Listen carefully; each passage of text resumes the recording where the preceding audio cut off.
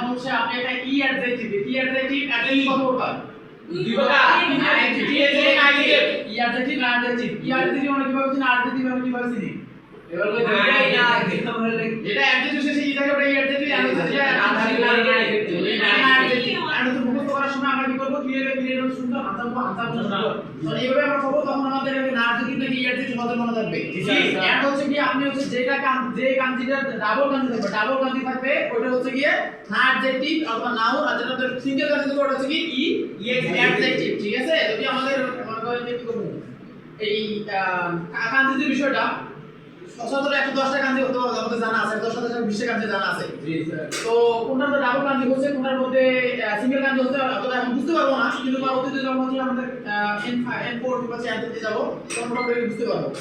তবে এখন আমাদের যতটুকু জানা দরকার সেটা হচ্ছে কি আমাদের শিডিউলে এটা আমাদের কি থাকে এই অ্যাডজেক্টিভ আর এটা হচ্ছে নাট থেকে সাবজেক্ট পোস্ট করে না থাকে না হয় এটা কি আমাদের মাথা রাখতে হবে।